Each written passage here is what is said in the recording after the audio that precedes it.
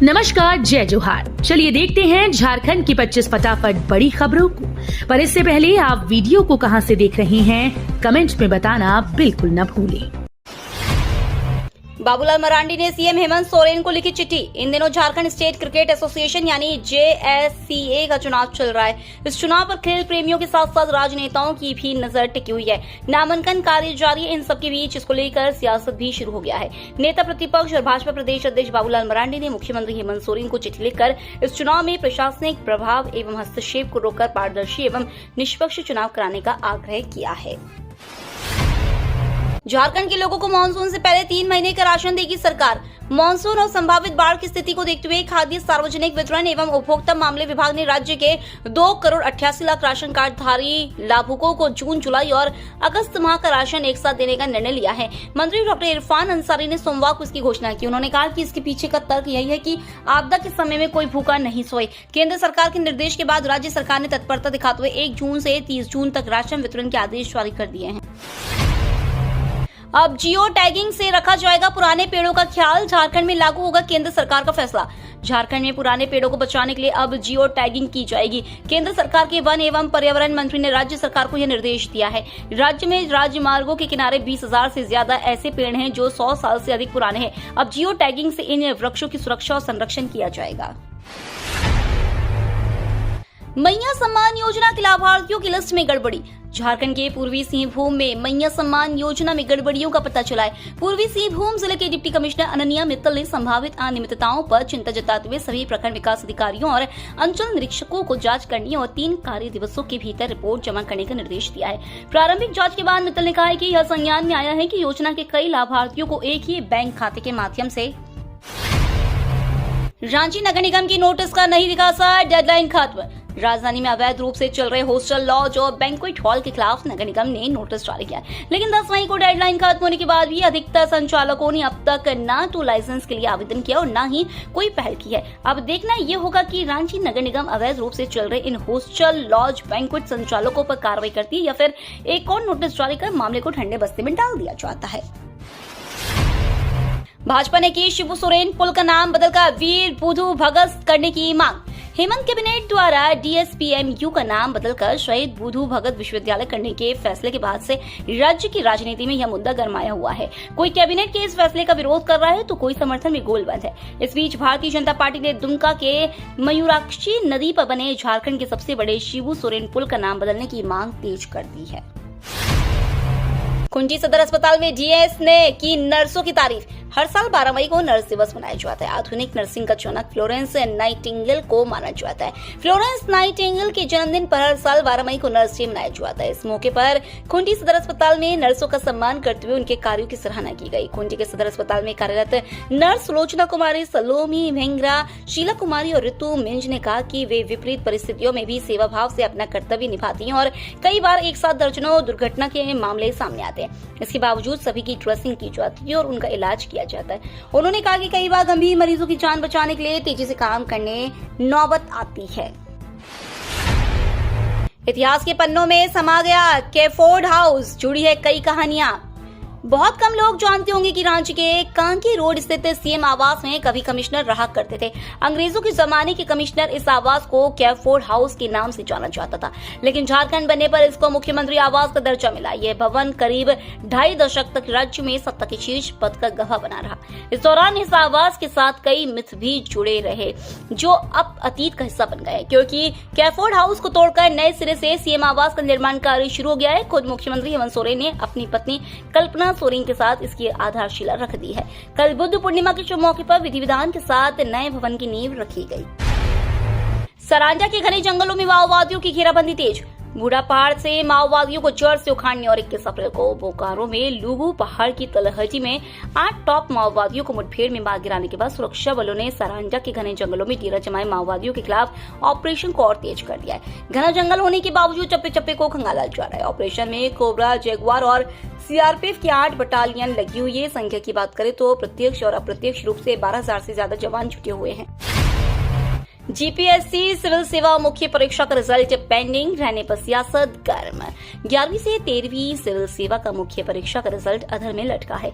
अब तक रिजल्ट घोषित नहीं होने के पीछे आयोग में अध्यक्ष नहीं होना बताया जा रहा था, लेकिन नए अध्यक्ष की नियुक्ति के करीब 3 माह बीत जाने के बावजूद अब तक आयोग रिजल्ट घोषित नहीं कर सका है। आपको बता दें कि 27 फरवरी को राज्य के मुख्य सचिव रहे एल खिंग्याती को झारखंड लोक सेवा आयोग का अध्यक्ष नियुक्त किया गया था, जिसके बाद से उम्मीद की जा रही थी कि अब सभी बाधा समाप्त हो चुकी है। इधर आयोग द्वारा रिजल्ट नहीं जारी किए जाने पर सियासत शुरू हो गई है।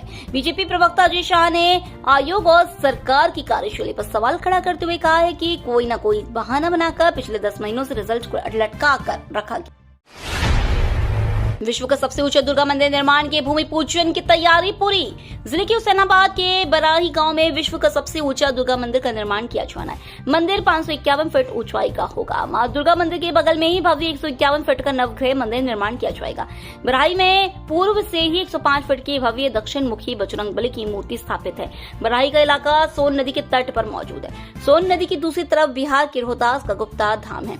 14 मई को मंदिर के निर्माण के लिए भूमि पूजन होगी। इसे लेकर सभी तैयारी पूरी कर ली गई है। इस दौरान झारखंड के मुख्यमंत्री हेमंत सोरेन, कल्पना सोरेन के अलावा कई संत और महात्मा भी भाग लेंगे। सरकारी अस्पतालों में सप्लाई हुई नकली दवाएं। जिले के सरकारी अस्पतालों में नकली दवा सप्लाई करने की कोशिश की गई है। कंपनी ने पलामू स्वास्थ्य विभाग को 62 तरह की दवाएं उपलब्ध कराई थी। जिला स्वास्थ्य विभाग ने दवाओं को जांच के लिए कोलकाता स्थित सेंट्रल लैब में भेजा था। जांच के बाद पलामू स्वास्थ्य विभाग को 20 दवाओं की रिपोर्ट मिल गई है, जिसमें से 18 दवाएं अच्छी गुणवत्ता की नहीं पाई गई है, जबकि 42 दवाओं की रिपोर्ट आनी बाकी है। रिपोर्टों में दवाई घटिया गुणवत्ता की पाए जाने के बाद पलामू स्वास्थ्य विभाग ने सख्त कदम उठाते हुए कंपनी को पत्र लिखकर दवाएं वापस लेने को कहा है। कई दवाएं दोबारा भेजी गई हैं, जिन्हें दोबारा जांच के लिए भेजा गया है। जीएससीए चुनाव। अजयनाथ शाहदेव ने अध्यक्ष पद तो पूर्व अंतर्राष्ट्रीय क्रिकेटर सौरभ तिवारी ने सचिव पद के लिए किया nomination. Jharkhand state cricket association चुनाव को लेकर अब सरगर्मी तेज हो गई है। 18 मई को जीएससीए का चुनाव है। नामांकन की प्रक्रिया शुरू हो चुकी है। आज नामांकन का अंतिम दिन है। हालांकि सोमवार को बुद्ध पूर्णिमा के दिन अधिकांश कैंडिडेट्स ने नामांकन पर्चा दाखिल कर दिया, जिसमें झारखंड स्टेट क्रिकेट एसोसिएशन के पदाधिकारी अजयनाथ शाहदेव ने अध्यक्ष पद के लिए नॉमिनेशन फाइल किया है, जबकि सचिव पद के लिए क्रिकेटर सौरभ तिवारी ने नॉमिनेशन फाइल किया है। वहीं उपाध्यक्ष पद के लिए संजय पांडे, कोषाध्यक्ष पद के लिए अमिताभ घोष और ज्वाइंट सेक्रेटरी के पद पर क्रिकेटर शाहबाज नदीम ने नामांकन पर्चा दाखिल किया है। समय से पहले केरल पहुंचेगा मानसून। झारखंड में कब पहुंचेगा? इस साल आईएमडी ने सामान्य से 4 दिन पहले यानी 27 मई को केरल में मानसून के प्रवेश करने का अनुमान जताया। ऐसे में क्या झारखंड में मानसून अपनी सामान्य तिथि 10 जून से पहले प्रवेश करेगा? मौसम केंद्र रांची के मौसम पूर्वानुमान वैज्ञानिक अभी इस पर कुछ कहने की स्थिति में नहीं है। केंद्र के वरिष्ठ मौसम पूर्वानुमान वैज्ञानिक सतीश चंद्र मंडल ने कहा कि वे पहले से इस पर नजर रखे हुए, लेकिन जब मानसून केरल में प्रवेश करेगा तभी वे झारखंड में मानसून के बारे में कुछ कह पाएंगे। सतीश चंद्र मंडल ने कहा कि आमतौर पर लोग यह मान लेते हैं कि अगर केरल में मानसून 4 दिन पहले आ रहा है तो झारखंड में भी मानसून 4 दिन पहले आएगा, लेकिन ऐसा होने की संभावना बहुत कम है। सरांजा में फिर हुआ आईईडी विस्फोट। झारखंड जैगुआर का जवान हुआ घायल। चाईबासा के सरांजा जंगल में नक्सलियों के खिलाफ सर्च ऑपरेशन के दौरान आईईडी विस्फोट में झारखंड जैगुआर का एक जवान घायल हो गया। घायल जवान मनोज कुमार दमाई बम निरोधक दस्ते का सदस्य। उन्हें इलाज के लिए रांची भेजा गया है। पुलिस मिसिर बेसरा समेत कई नक्सली नेताओं की तलाश कर रही है, जिसके लिए क्षेत्र में अभियान तेज कर दिया गया है।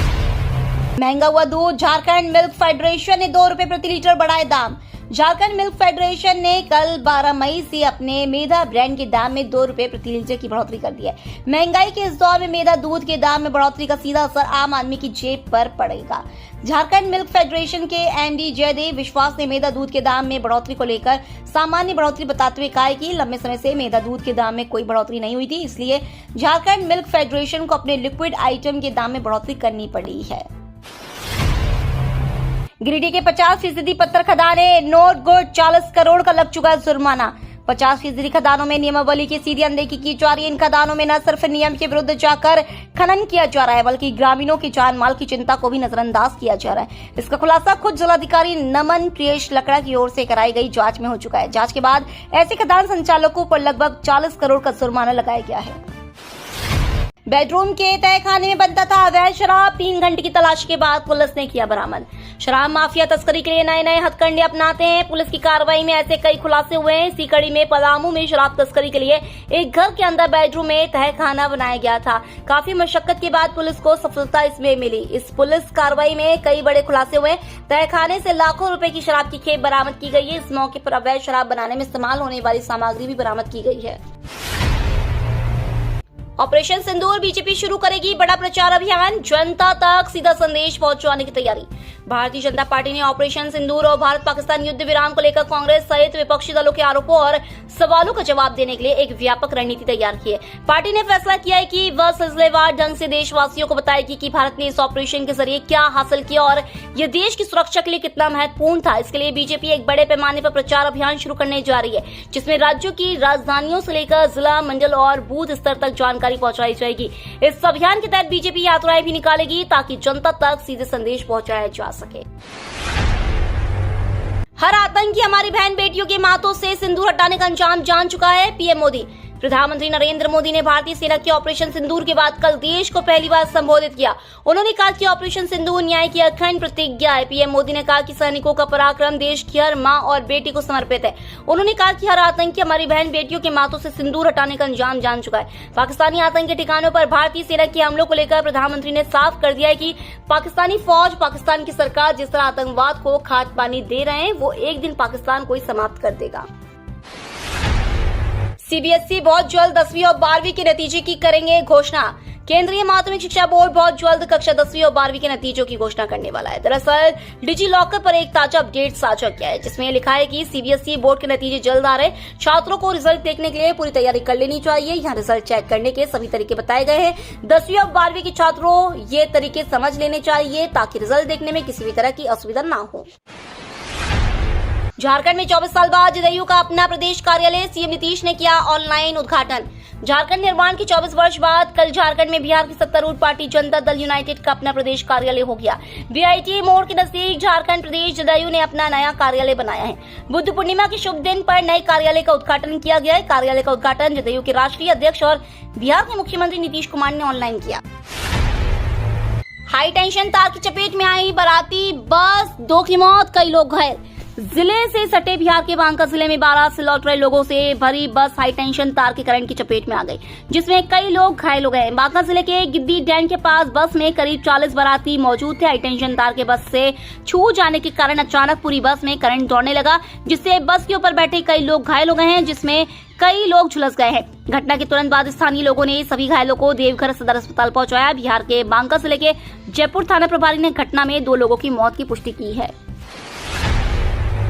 इरफान अंसारी ने नाबालिग की गिरफ्तारी पर सीपी सिंह को घेरा। सूबे के स्वास्थ्य मंत्री और जामताड़ा विधायक इरफान अंसारी ने भाजपा विधायक सीपी सिंह की शिकायत पर पुलिस द्वारा की गई कार्रवाई पर तीखी प्रतिक्रिया व्यक्त करते हुए बड़ा बयान दिया है।